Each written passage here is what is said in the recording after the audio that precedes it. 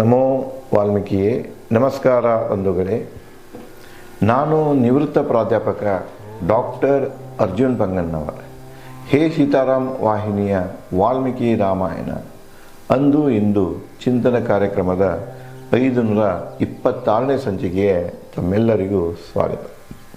ಹಿಂದಿನ ಸಂಚಿಕೆಯಲ್ಲಿ ಹನುಮಾನನು ರಾವಣನ ಅಂತಃಪುರ ಹೋಗಿರ್ತಾನೆ.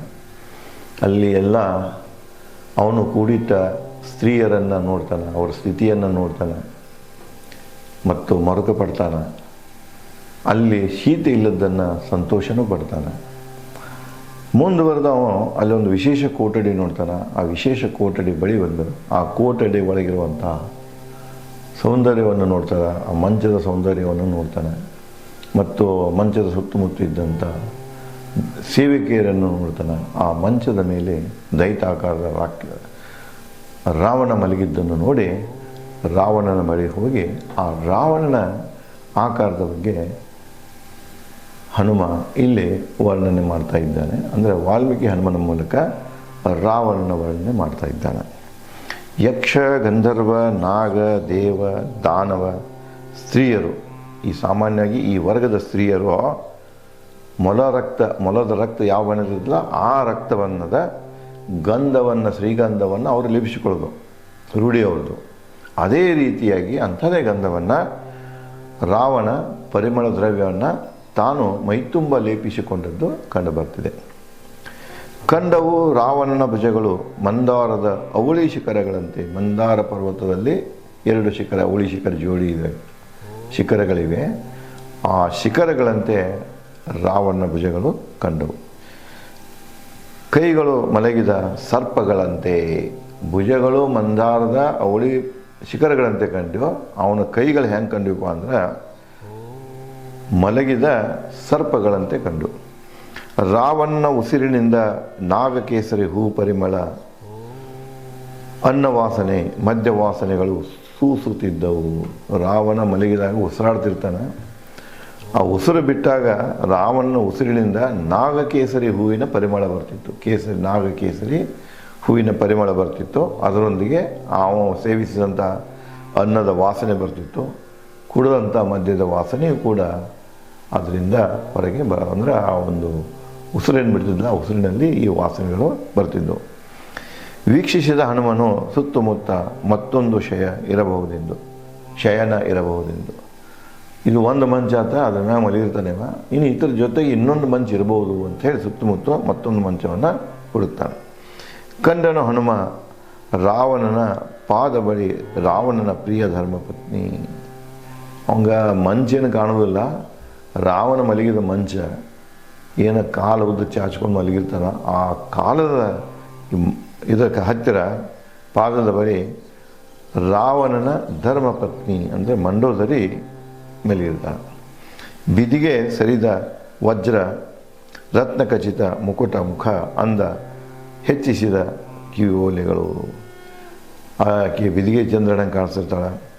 ಅವಳು ಕೂಡ ವಜ್ರ, ಚಿನ್ನ, ಬೆಳ್ಳಿ ಇವುಗಳಿಂದ ಅಲಂಕೃತವಾಗಿರ್ತಾಳೆ. ಅಂಥ ಒಂದು ಆಕೆದ ಅಂದವಾದಂಥ ಮುಕುಟ ಮತ್ತು ಆ ಮುಕುಟದ ಅಂದವನ್ನು ಆಕೆ ಧರಿಸಿದಂಥ ಕಿವಿಯೋಲೆಗಳು ಹೆಚ್ಚಿಸಿದ್ದು. ಎದೆಯ ಮಧ್ಯೆ ಹೊಳೆಯುವ ಚಿನ್ನ ವಜ್ರಹಾರಗಳು. ಆಕೆ ಎದೆ ಮ್ಯಾಗ ಚಿನ್ನ ಮತ್ತು ವಜ್ರಹಾರಗಳು ಹೊಳಿತಾ ಇದ್ದವು. ಬಿಳೆ ರೇಷ್ಮೆ ಸೀರೆ ಹುಡುಗಿ, ಅವಳು ಬಿಳೆ ರೇಷ್ಮೆ ಸೀರೆಯನ್ನು ಹುಟ್ಟಿದ್ದಳು. ಅಂದರೆ ರೇಷ್ಮೆ ಬಟ್ಟೆಗಳ ಬಳಕೆ ತ್ರೇತಾಯುಗದಲ್ಲಿತ್ತು. ಇಲ್ಲಿ ನಮಗೊಂದು ಗ್ಯಾಪ್ ಸಿಗ್ತಿದೆ. ನೀವು ಏನಾದರೂ ಹುಡುಕ್ತಾ ರೇಷ್ಮೆ ಬಳಕೆ ಯಾವಾಗ ಬಂತು? ರೇಷ್ಮೆ ಹುಳದಿಂದ ತಯಾರಾಗ್ತಿದೆ. ರೇಷ್ಮೆ ಇನ್ನೊಂದು ಏನಿದೆಯಲ್ಲ, ಗಿಡಗಳಿಂದ ಗಿಡ ಹತ್ತಿ ಅಂತೇವಲ್ಲ, ಹತ್ತಿ ಗಿಡದಿಂದ ಕೆಲವೊಂದು ಹತ್ತಿ ಏನು ಹೊರಗೆ ಬರ್ತದಲ್ಲ, ಆ ಹತ್ತಿ ಕೂಡ ರೇಷ್ಮೆಯನ್ನು ಹೋಗ್ತದೆ. ರೇಷ್ಮೆ ಅದರಿಂದನೂ ತಯಾರಾಗ್ತಿರ್ತದೆ. ಅದಕ್ಕೆ ಇಲ್ಲಿ ಈ ರೇಷ್ಮೆ ಬಳಕೆ ಯಾವಾಗಿಂದ ಶುರುವಾಯಿತು ಅಂತ ನೋಡಿದಾಗ ನಾವು ಹೆಚ್ಚು ಕಡಿಮೆ ಚೈನಾ ಕಡೆ ಹೋಗ್ತೇವೆ, ಇತ್ತೀಚಿನ ಸಂಶೋಧನೆಗಳಂತ ಹೇಳ್ತೇವೆ. ಬಹುತೇಕ ಇಲ್ಲಿ ಅಧ್ಯಯನದಲ್ಲಿ ಏನಾಗ್ತಿದೆ ಅಂದರೆ ಸಂಶೋಧನೆಯಲ್ಲಿ ತಮಗೆ ಏನು ಸಿಗ್ತದಲ್ಲ ಕುರು, ಅವರು ಅದನ್ನೇ ಮೊದಲೇದಂತ ತಿಳ್ಕೊಂಡು ಮಾಡ್ತಾರೆ. ಈ ಇತಿಹಾಸ ನೋಡ್ರಿ, ಇತಿಹಾಸ ಕಾಲವನ್ನು ನಾವು ಗುರುತಿಸಬೇಕಾಗಿದ್ದರೆ ಕುರು ಎಲ್ಲಿ ತನಕ ಸಿಕ್ಕಿದೆ ಅಲ್ಲಿಂದನೇ ಇತಿಹಾಸ ಅಂತ ಶುರು ಮಾಡ್ತಾರೆ. ಅದರ ಪೂರ್ವದಲ್ಲೇ ಇತಿಹಾಸ ಪೂರ್ವ ಅಂತ ಹೇಳ್ತಾರೆ. ಅದು ಹೆಚ್ಚು ಒಂದ ಕಡೆ ಫಿಕ್ಸ್ ಆಗಿ ಉಳಿದಿಲ್ಲ. ಹೇಗೆ ಹಳಿ ಕುರುಹಗಳು ಪಳವಳಿಕೆಗಳು ಸಿಗ್ತಾವೆ, ಅಧ್ಯಯನ ಒಳಗಾಗ್ತಾವೆ, ಹಾಗೆ ಅಲ್ಲಿ ಏನಾಗ್ತಿದೆ ಅಂದ್ರೆ ಅದು ಕಾಲಘಟ್ಟ ಬದಲಾಗ್ತಾನೆ ಹೋಗ್ತಿದೆ. ಇಲ್ಲಿ ತ್ರೇತಾಯುಗದಲ್ಲಿ ರೇಷ್ಮೆ ಬಳಕೆ ಇತ್ತು, ಹತ್ತಿ ಬಳಕೆ ಇತ್ತು, ಉಡುಪುಗಳ ಬಳಕೆ, ಆಭರಣಗಳ ಬಳಕೆ ಇತ್ತು ಅನ್ನೋದು ಇಲ್ಲಿ ಬರುವಂಥ ವರ್ಣನೆಗಳಿಂದ ತಿಳಿದು ಬರ್ತದೆ. ಎದೆಯ ಮೇಲೆ ಹೊಳೆಯುವ ಚಿನ್ನ ವಜ್ರಹಾರಗಳು, ಬಿಳೆ ರೇಷ್ಮೆ ಸೀರೆ ಉಡುಗೆ, ಮೈ ತುಂಬ ಎಲ್ಲ ಚಂದನವನ್ನು ಲೇಪಿಸಿಕೊಂಡಿದ್ದರು. ಚಂದನದ ಒಂದು ಪೇಸ್ಟ್ ಮಾಡಿಕೊಂಡು ಗಂಧ ಮಾಡಿಕೊಂಡು ಲೇಪಿಸಿಕೊಂಡಿದ್ದರು. ಕೆಂಪು ಕಣ್ಣುಗಳು, ಅಕ್ಕಿ ಕಣ್ಣುಗಳು ಕೂಡ ಕೆಂಪು ಇದ್ದವು. ಬಗಿದ ಎದೆಕಟ್ಟು ಬಿಗಿದ ಎದೆಕಟ್ಟು ಏನಿತ್ತಲ್ಲ, ಬಿಗಿದ ಹಾಕಿದಂಥ ಎದೆಕಟ್ಟಿತ್ತು.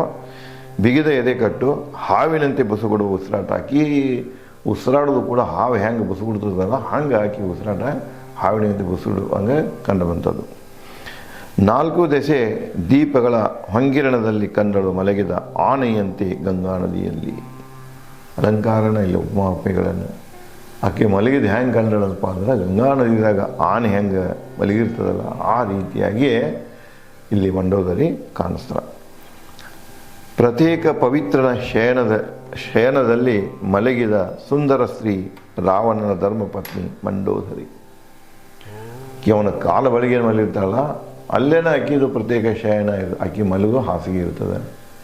ಆಕೆ ತನ್ನ ಮಲಗುವ ಹಾಸಿಗೆ ಮೇಲೇ ಈ ರೀತಿಯಾಗಿ ಮಲಗಿದ್ದು ಆಕೆ ಆ ಮಲಗಿದ ಒಂದು ಅಂದವನ್ನು ಇಲ್ಲಿ ವಾಲ್ಮೀಕಿಯವರು ಹೇಳ್ತಾರೆ.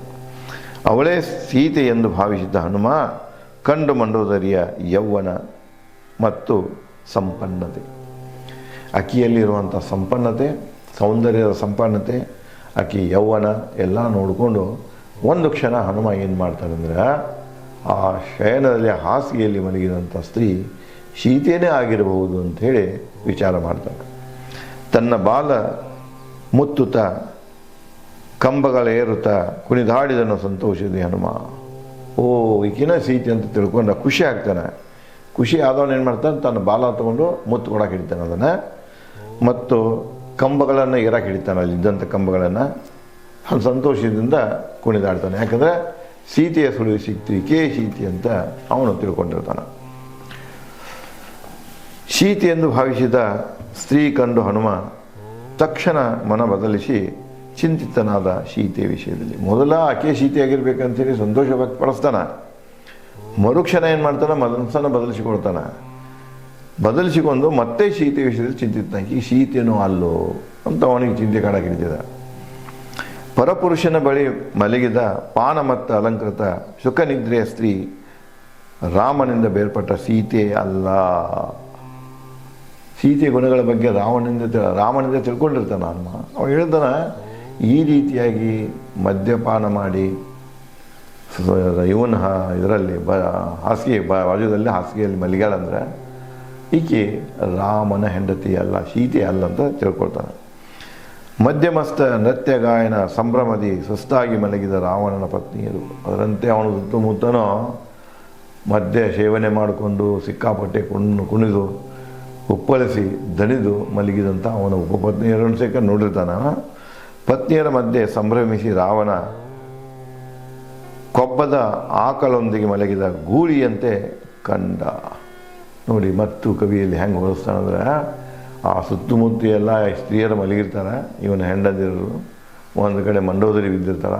ಅವರ ಮಧ್ಯದಲ್ಲಿ ಇವ ಹೆಂಗೆ ಕಾಣಿಸ್ತಾನಪ್ಪ ಅಂದ್ರೆ ಆಕಳ ಮಧ್ಯೆ ಗೂಳಿಯಂತೆ ಕಾಣಿಸ್ತಾನೆ. ಮಧು ಮಾಂಸ ಮಾನನೀಯರು ಮುತ್ತಿಕೊಂಡ ಆವರಣ ರಾವಣನ ಅಂತಃಪುರ ಪುನಃ ಕಂಡನು.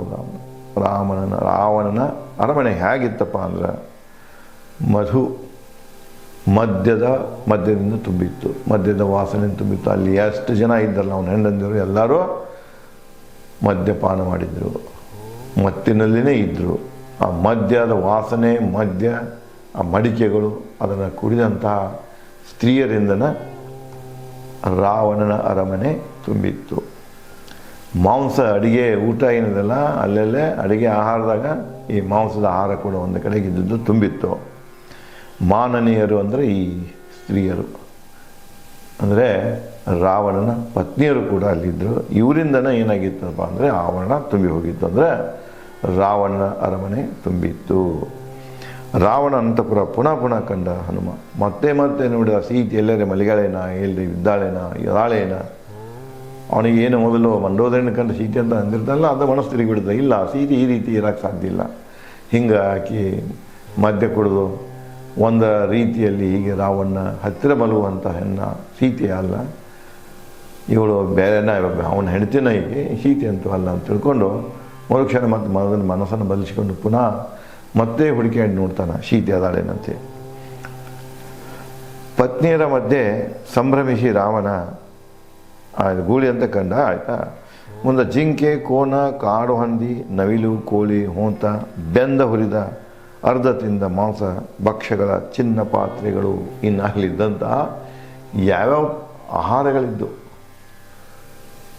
ಏನಪ್ಪ ಅಂದ್ರೆ ಜಿಂಕೆದು ಮಾಂಸದಿಂದ ಮಾಡಿದಂಥ ಆಹಾರ, ಕೋಣದ ಮಾಂಸದಿಂದ ಮಾಡಿದಂಥ ಆಹಾರ, ಕಾಡು ಹಂದಿ ಮಾಂಸದಿಂದ ಮಾಡಿದಂಥ ಆಹಾರ, ನವಿಲು ಮಾಂಸದಿಂದ ಮಾಡಿದಂಥ ಆಹಾರ, ಕೋಳೆ ಮಾಂಸದಿಂದ ಮಾಡಿದಂಥ ಆಹಾರ, ಹೋಂತ ಮಾಂಸದಿಂದ ಮಾಡಿದಂಥ ಆಹಾರ. ಬೆಂದದ್ದು ಆಯಿತು, ಫ್ರೈ ಮಾಡಿದ್ದು ಆಯಿತು, ಅವಾಗೆಲ್ಲ ಇತ್ತದು. ಈಗ ಹೆಂಗೆ ನಾವು ರೋಸ್ಟೆಡ್ ಅಂತೀವಲ್ಲ, ಫ್ರೈ ಮಾಡೋದಾಯಿತು, ಕುದಿಸೋದಾಯಿತು, ಇವೆಲ್ಲ ಅಡುಗೆ ವಿಧಾನಗಳಾಗಿನ ಜನರಿಗೆ ಗೊತ್ತಿತ್ತು. ಇವನ್ನೆಲ್ಲ ಮಾಡಿದರು, ಇವು ತುರುಕ್ತಾಯಿದ್ದು. ಇವನ್ನ ಕೆಲವೊಂದು ಮಂದಿ ಅರ್ಧ ತಿಂದು ಅಲ್ಲೇ ಒಗೆದಿರ್ತಾರೆ. ಇವೆಲ್ಲ ಒಂದು ಆಹಾರ ಪದಾರ್ಥಗಳಿಂದ ತುಂಬಿದಂಥ ಚಿನ್ನದ ಪಾತ್ರೆಗಳಲ್ಲಿದ್ದವು ಅವೆಲ್ಲ ಭಕ್ಷ್ಯಗಳ.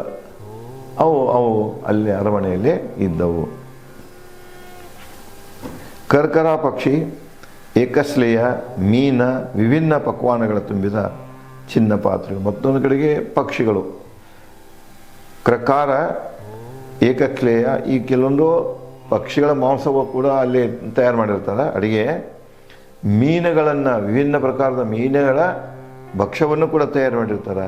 ಈ ಪಕ್ವಾನಗಳನ್ನು ತಯಾರು ಮಾಡಿ ಈ ಚಿನ್ನದ ಪಾತ್ರೆಗಳಲ್ಲಿ ಇಟ್ಟಿರ್ತಾರೆ. ಕೆಲವೊಂದು ತಿಂದು ಅರ್ಧಮರ್ಧ ಒಗೆದಿರ್ತಾರೆ, ಇನ್ನು ಕೆಲವೊಂದು ಚಿನ್ನದ ಪಾತ್ರೆಗಳಲ್ಲಿ ಇರ್ತಾವೆ.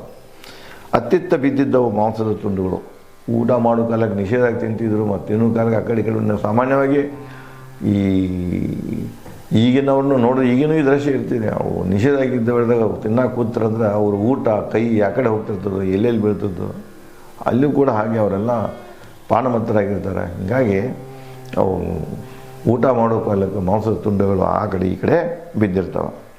ಅತ್ತಿತ್ತ ಬಿದ್ದಿದ್ದವು ಮಾಂಸದ ತುಂಡುಗಳು. ಮದ್ಯಪಾತ್ರೆ ಸಿಕ್ಕಿ ನೋಡ್ತೀವಿ ನಾವು, ಕುಡಿದು ಒಗೆದು ಅಲ್ಲಿ ಕೆಳಗಿಡೋದು ಎಲ್ಲೆಲ್ಲೋ ಬಿದ್ದಿರ್ತವೆ. ಮುಂದೆ ಉಪ್ಪು, ಆಭರಣ, ವಾದ್ಯ, ನೆಲದ ಮೇಲೆ ಅವರ ಆಭರಣಗಳು ಬಿದ್ದು, ಉಪ್ಪು ಬಿದ್ದಿರ್ತೈತಿ, ಮತ್ತು ವಾದ್ಯಗಳನ್ನು ಆ ಕಡೆ ಎಲ್ಲ ಬಿದ್ದಿರ್ತಾವೆ. ಅಸ್ತವ್ಯಸ್ತವಾಗಿ ರಾವಣನ ಅರಮನೆಯಲ್ಲಿ ಬಿದ್ದದ್ದನ್ನು ಹನುಮಾನನು ಕಾಣ್ತಾನೆ. ಇದೇ ರೀತಿಯಾಗಿ ರಾವಣನ ಅರಮನೆಯ ಶೋಧನೆ ಹನುಮನಿಂದ ನಡೆದಿದೆ. ಮತ್ತೇನೇನೋ ಹನುಮ ಕಾಣ್ತಾನೆ ಅನ್ನೋದನ್ನು ನಾನು ತಮಗೆ ಮುಂದಿನ ಸಂಚಿಕೆಯಲ್ಲಿ ಹಂಚಿಕೊಳ್ಳುತ್ತೇನೆ. ಧನ್ಯವಾದ.